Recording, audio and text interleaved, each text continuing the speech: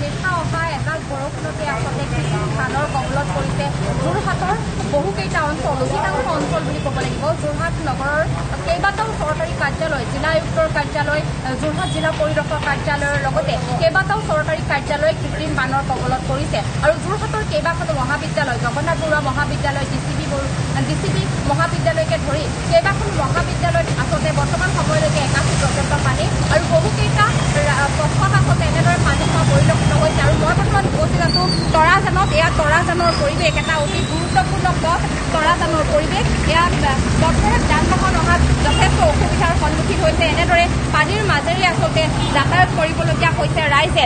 আৰু এক প্ৰকাৰে ক'বলৈ গ'লে যোৰহাট পৌৰসভাৰ অন্তৰ্গত অধিকাংশ অঞ্চল এতিয়া এনেদৰে কৃত্ৰিম বানৰ কবলত পৰা পৰিলক্ষিত হৈছে। আৰু যোৰহাট পৌৰসভাৰ আচলতে কাণ্ড জ্ঞানহীন কামৰ বাবে এনেদৰে দুৰ্ভোগ ভুগিবলগীয়া হৈছে যোৰহাটীয়া ৰাইজে। যোৰহাট নগৰৰ অধিকাংশ ৱাৰ্ড এতিয়া পানীৰ তলত আছে। কেইবাগৰাকীও স্থানীয় ৰাইজ আছে, যিহেতু তেওঁলোকে এনেদৰে অহা যোৱা কৰিব লগা হৈছে পানীৰ মাজেৰে।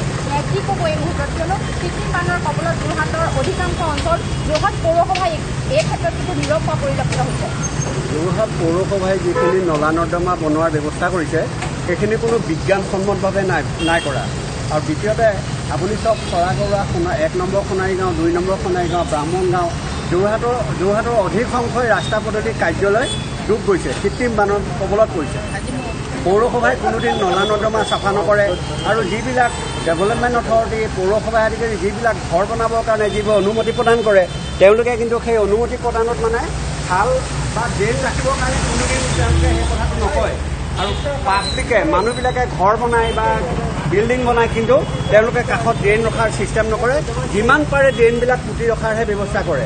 সেই গতিকে মই পানী ডেভেলপমেণ্ট অথৰিটি আৰু মিউনিচিপালিটি বৰ্ডক অনুৰোধ জনাইছোঁ যে আপোনালোকে পাৰ্মিশ্যন দিয়ে ঘৰ বনাবৰ কাৰণে, কিন্তু কাষত যাতে নলা নৰ্দমাবিলাক ভালকৈ ৰাখে আৰু বিজ্ঞানসন্মতভাৱে এই কামবিলাক কৰে। গতিকে ইমানেই। আৰু গতিকে আমি এতিয়া তেওঁলোকৰ ভুলৰ বাবে আমি জনসাধাৰণে জীয়াটো ভুগিব লগা হৈছে।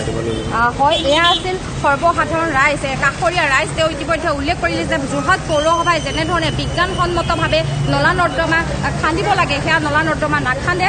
আৰু একাংশ আচলতে ৰাইজকো দোষাৰোপ কৰিলে, কিয়নো তেওঁলোকে নলা নৰ্দমাৰ বাবে যি প্ৰয়োজনীয় অকণমান পথ তেওঁলোকে এৰি দিবলৈ বেয়া পায়। তাৰ ফলত এতিয়া যোৰহাটীয়া ৰাইজে দুৰ্ভোগ ভুগিবলগীয়া হৈছে। এনেদৰে কৃত্ৰিম বানৰ কবলত পৰিছে যোৰহাটৰ বহুকেইটা অঞ্চল। মই বৰ্তমান তৰাজানত যিহেতু উপস্থিত আছোঁ, তৰাজানৰ এইটি ৰোডকে ধৰি বিভিন্ন অঞ্চলত এতিয়াও পানী জমা হৈ থকা পৰিলক্ষিত হৈছে।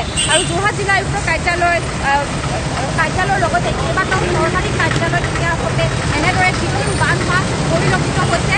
আৰু কিমান সময়লৈকে আচলতে এই বান এনেদৰে থাকে সেয়া অনিশ্চয়তাত আছে, যিহেতু যোৰহাট পৌৰসভাৰ ইয়াত পৌৰপতিকে ধৰি উপপৌৰপতিগৰাকী বৰ্তমান সময়লৈকে উপস্থিত হোৱা নাই।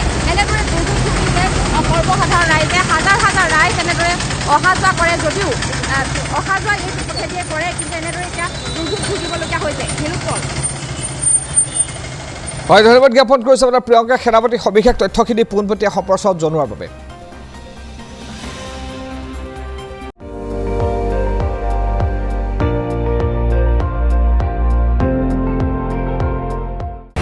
আপুনি চাই আছে ND24, সৰ্বশ্ৰেষ্ঠ নহয় সৰ্বোত্তমৰ দৌৰত।